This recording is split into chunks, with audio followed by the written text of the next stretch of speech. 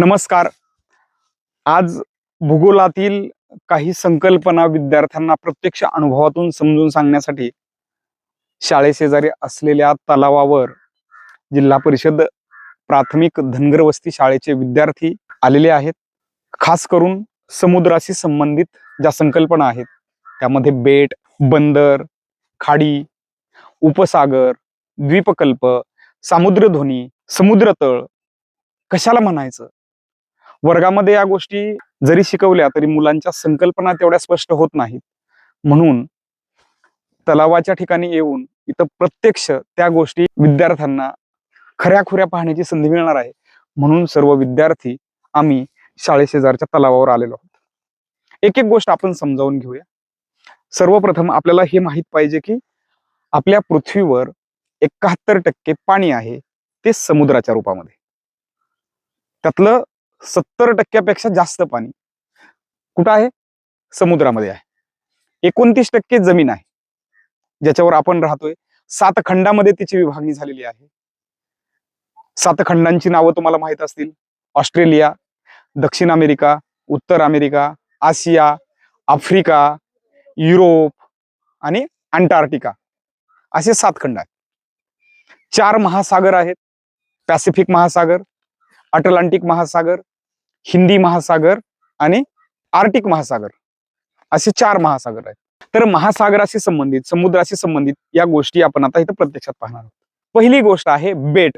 आपण म्हणतो श्रीलंका हे एक बेट आहे, अंदमान निकोबार ही बेट भारताचा भाग आहे, लक्षद्वीपची काही बेट आहेत.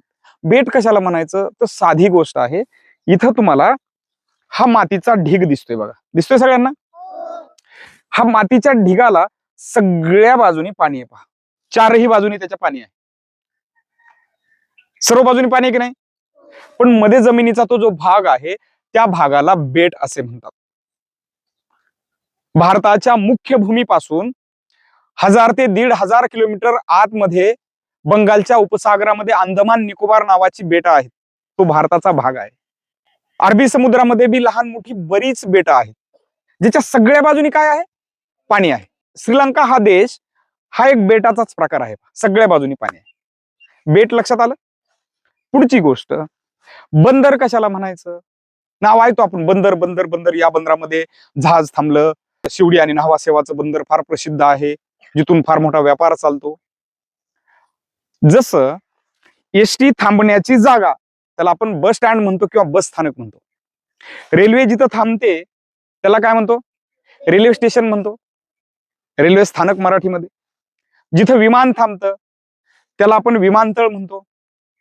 आणि जिथं जहाज थांबतात, जिथं बोटी थांबतात मोठमोठ्या, त्याला बंदर असे म्हणतात. जसं बघा, जगामध्ये सर्वात जास्त वाहतूक, मालाची ने-आण कोणत्या माध्यमातून होत असेल? आपल्याला सहज वाटते की रस्ते वाहतुकीने जास्त मालाची ने-आण होत असेल या देशातून त्या देशात. अजिबात नाही. जास्तीत जास्त वाहतूक ही समुद्रामार्गे केली जाते, कारण रस्ते बांधण्याची गरज नाही. हजारो लाखो टन माल एकाच वेळेस एक जहाज वाहून नेते, इतके मोठाले जहाज आहेत. आपल्या ट्रक मध्ये किती बसेल? फार तर 50-100 टन मोठाले ट्रक केले तर 200 टनापर्यंत बसेल. पण रस्त्याची वळणं, अपघात, रस्त्याचे खड्डे, अडचण आहे. तसं जहाजाला काहीच अडचण नाही. समुद्रामधून जहाजाची वाहतूक होते, जहाज माल घेऊन जातात. पण ती जहाज आल्यानंतर त्याला थांबण्याला जी जागा आहे त्या थांबण्याच्या जागेला बंदर असे म्हणतात. बंदराचे 3 प्रकार आहेत बघा. पहिलं आहे व्यापारी बंदर, जिथं मालाची ने-आण केली जाते. व्यापारी बंदर जिथं आहे तिथं मोठमोठी गोदामं असतात बघा. गोदामं म्हणजे काय? गोडाऊन. तिथं माल सगळा साठवून ठेवला जातो आणि तिथून परत मग ट्रकच्या माध्यमातून, वेगवेगळ्या कंटेनरच्या माध्यमातून तो माल देशभरामध्ये परत काय केला जातो? तिथून पाठवला जातो. दुसरं बंदराचा जे प्रकार आहे तो आहे प्रवासी बंदर. फक्त मालच जातो का समुद्रातून? तर नाही, लोक पण जातात, फिरायला जात आहेत, परदेशामध्ये जायचंय. पूर्वी विमान सेवा नव्हती, त्याच्या अगोदर जहाजांची सेवा होती. जहाजामधूनही लोक जातात, जहाजही खूप जोरात धावत आहेत. तर प्रवाशांची ने-आण करण्यासाठी जिथं ते क्रूज थांबतात त्याच्यामध्ये आपण चढायचं आणि उतरायची जागा त्या ठिकाणी आहे, त्याला म्हणायचं प्रवासी बंदर. आणि तिसरं आहे, जगामध्ये मासेमारीचा फार मोठा व्यवसाय आहे. जिथं ज्या बंदरामधून मासेमारी केली जाते त्याला मासेमारी बंदर असं म्हटलं जातं. हे 3 प्रकार आहेत बंदराचे. पुढची संकल्पना आहे बघा, खाडी. खाडी आपण म्हणतो दातीवऱ्याची खाडी, धरमतरची खाडी, आणखी कुठली कुठली खाडी. ही खाडी काय प्रकार आहे? समुद्राला पाणी जे येतंय ते कुठून येतं रे? नदीमधून येते. जलचक्र माहिती आहे, समुद्राच्या पाण्याची वाफ होते, वाफेचे ढग होतात, कमी दाबाचा पट्टा तयार होतो, तिकडे ढग धावले जातात. नंतर मग त्या ढगाला थंडावा लागतो, ढगातून पाऊस पडतो, पाऊस जमिनीवर पडतो, पाणी एकत्र येतं, परत नदीला पूर येतो, नदीचं पाणी कुठे जातंय? समुद्रात जातं. हे जलचक्र सतत चालू आहे. मग समुद्राच्या जवळ असं काहीतरी ठिकाण असणार आहे जिथं नदीचं पाणी येऊन समुद्राला मिळते. जसं हा समुद्र आहे असं गृहीत धरा, हा समुद्र आहे, ही नदी वाहत आलेली आहे बघा. आता इकडून समुद्राचं पाणी आहे, तिकडून नदी वाहत आलेली आहे. हा जो पार्ट आहे, आता समुद्राचं पाणी कसं आहे रे चवीला? खारट आहे. नदीचं पाणी खारट असतंय का? नाही. नदीचं साधं पाणी आपण त्याच्यावर प्रक्रिया करून त्याला शुद्ध करून आपण पिऊ शकतो. समुद्राच्या पाण्यात प्रचंड क्षार आहे, ते आपण पिऊ शकत नाहीये किंवा ते शेतीला वापरता येत नाही. समुद्राचं पाणी किती असलं तरी ते शेतीला वापरता येत नाही, उद्योगधंद्यालाही वापरता येत नाही. त्याच्यात खूप जास्त क्षार आहेत, खारट आहे पाणी. मग जिथपर्यंत नदी पात्रामध्ये समुद्राचं खारट पाणी पसरलेलं आहे त्याला म्हणायचं खाडी. काय म्हणायचं त्याला? खाडी म्हणायचं. वेगवेगळ्या खाड्या प्रसिद्ध आहेत पहा. या खाड्यांचा उपयोग काय? तिथं मासेमारीचा फार मोठा व्यवसाय केला जातो. खाड्यांचा उपयोग रस्ता म्हणून करतो, जलवाहतुकीसाठी त्याचा वापर केला जातो. मुख्य भूभागामध्ये लांबवर जाऊ 10-10, 20-20, 50-50 किलोमीटर खाड्या आतमध्ये आहेत. समुद्राचं पाणी नदी पात्रात पसरलेलं आहे. खारफुटी वने त्या ठिकाणी डेव्हलप झालेली असतात बघ. खाऱ्या पानावर येणाऱ्या ज्या वनस्पती आहेत त्या खाड्यांमध्ये पसरलेल्या आहेत भरपूर. त्याला खाडी म्हणायचं. हे खाडीचं उदाहरण आहे पहा. इकडून आलेली नदी आणि याचं आलेलं हे पाणी, खाडी. आता पुढचा प्रकार आहे बघा, महासागर. आपल्याला माहिती आहे 4 महासागरांची नावं पाहिली आपण. हिंदी महासागर आहे, पॅसिफिक महासागर आहे, अटलांटिक महासागर आहे, आर्टिक महासागर आहे. पण भारताच्या पूर्व किनारपट्टीला लागलेला बंगालचा उपसागर. असं समजा की ही भारताची जमीन आहे अशी आणि ही पूर्व किनारपट्टी आहे. तर या बाजूला जो आहे तो बंगालचा उपसागर आहे आणि इकडल्या बाजूला जो आहे अशा पद्धतीने इकडे अरबी समुद्र आहे. मग उपसागर कशाला म्हणायचं? तर ज्या समुद्राच्या भागाला तिन्ही बाजूनी काय आहे रे? जमीन आहे. तिन्ही बाजूनी जमीन आहे, एका बाजूला समुद्र आहे अथांग पसरलेला, त्या भागाला समुद्राच्या उपसागर असं म्हणतात. जसं याला जर आपण उपसागर म्हटलं तर बघा, याच्या तिन्ही बाजूनी इकडून जमीन आहे, इकडून जमीन आहे, पलीकडून जमीन आहे, इकडे पाणी लांबवर पसरलेलं आहे, पुढे महासागराला भेटलेलं आहे. त्याला म्हणायचं उपसागर. तिन्ही बाजूनी काय आहे? जमीन आहे. तिन्ही बाजूनी जमीन आहे, त्याला उपसागर म्हणायचं. पुढचा जो प्रकार आहे द्वीपकल्प. जसं ज्या समुद्राला 3 बाजूनी काय आहे? जमीन लाभलेली आहे आणि एका बाजूला अथांग काय आहे? महासागराला जोडलेला आहे, तो उपसागर आहे. तर द्वीपकल्पाचं कसं आहे की तिन्ही बाजूला पाणी आहे त्याच्या. आता इथंच बघा, मी उभा आहे, हा द्वीपकल्प आहे असं समजा तुम्ही. इकडून पाणी आहे, या बाजूला पाणी आहे आणि या बाजूला पण पाणी आहे. तिन्ही बाजूनी पाणी आहे का नाही? आणि इकडे मात्र हा जमिनीचा तुकडा आहे असा पसरलाय. तर हा जो भाग आहे, मी जो उभा आहे, हा याला द्वीपकल्प म्हणायचं. द्वीपकल्प हा जमिनीचा भाग आहे, समुद्राचा नाही. कशाचा भाग आहे?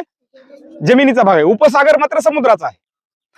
आता हा जमिनीचा भाग आहे, तिन्ही बाजूला पाणी बघायचं, याला काय म्हणायचं? द्वीपकल्प. भारत हा द्वीपकल्पीय पठारी प्रदेश आहे.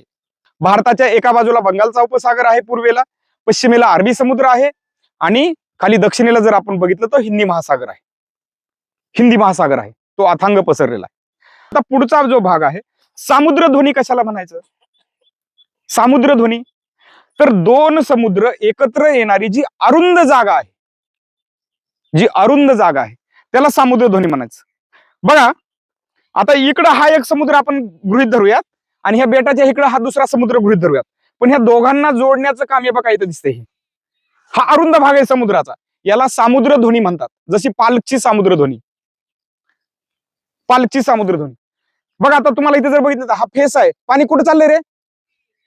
चाललंय ना, इकडे चाललंय. समुद्रामध्ये पण असंच होतं. रामेश्वरमला जर आपण गेलो तर त्या ठिकाणी पांबन ब्रिज आहे बघ, पांबन ब्रिज आहे. तिथं बंगालचा उपसागर आणि अरबी समुद्राचं पाणी, आम्ही आज जाताना बंगालच्या उपसागरातलं पाणी सगळं जोराने इकडे वाहत होतं अरबी समुद्राकडे, आणि परत येताना अरबी समुद्रातलं पाणी बंगालच्या उपसागराकडे वाहत होतं. ह्या भौगोलिक घटना आहेत, त्याच्या पाठीमागे विज्ञान आहे, ते कळायला पाहिजे आपल्याला. इथं बघा, आता तुम्हाला स्पष्ट जाणवतंय इकडचं पाणी हळूहळू इकडे चाललंय. बघा, हा फेस दिसतोय तुम्हाला, इकडे वाहतोय, बरोबर आहे की नाही? इकडे वाहत चाललेला आहे. आणखी थोड्या वेळाने येऊन बघितलं कदाचित तर इकडलं पाणी या मार्गे असं इकडे जाणार आपल्याला दिसू शकते. मग ही दोन समुद्राला जोडणारी जी जागा आहे त्याला सामुद्रधुनी असं म्हणतात. काय म्हणतात? सामुद्रधुनी म्हणतात. पुढे बघा, समुद्र तळ कशाला म्हणायचं हे पण आपण पाहूयात. समुद्राच्या तळाला काय आहे असा गूढ प्रश्न आपल्याला पडतोच की नाही. अरे समुद्र तर किती लांबवर सगळं पाणी दिसतंय, लांबवर दिसतंय पाणी आहे ना, लांबवर पाणी आहे. पण खाली जर पाण्यात आपण तळाला गेलो समुद्राच्या पाणबुड्यांच्या साह्याने, जर समुद्र तळाला काय आहे बरं, चला जाऊया बरं समुद्राच्या तळाला, सफर करूयात आपण. तर खाली जाताना तर पहिलं पाणीच आहे आपल्याला. पाण्यामधले वेगवेगळे जलचर प्राणी दिसतील. व्हेल मासा दिसन, देवमासा आहे, डॉल्फिन आहे, मोठमोठे कासव आहेत, पाणघोडे आहेत, खेकडे आहेत, काय काय काय काय दिसत. पण पूर्ण जाऊन तळाला जर आपण गेलो तर समुद्र तळाला वेगवेगळ्या वनस्पती आहेत. समुद्र तळ आपल्याला असं वाटतं की पाणी जसं सपाट आहे तसं समुद्र खाली तळाला सपाट असेल, अजिबात नाही. समुद्रामध्ये सुद्धा खोल गर्ता आहेत, म्हणजे दऱ्या आहेत.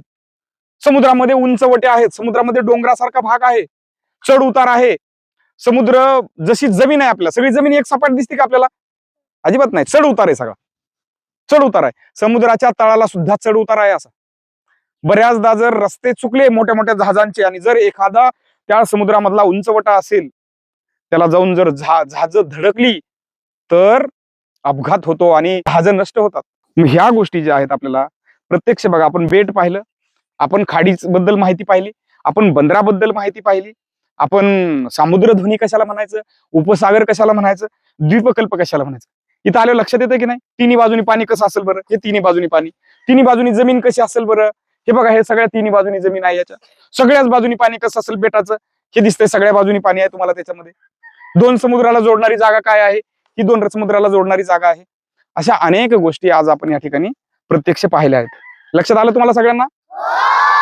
आता याच्यावर परत आपण पुस्तकामध्ये शाळेत वर्गात जाऊन पाहूयात काय काय होते. तुम्हाला हे समजण्यासाठी तिथपर्यंत आणलं होतं. ओके, चला, थँक्यू.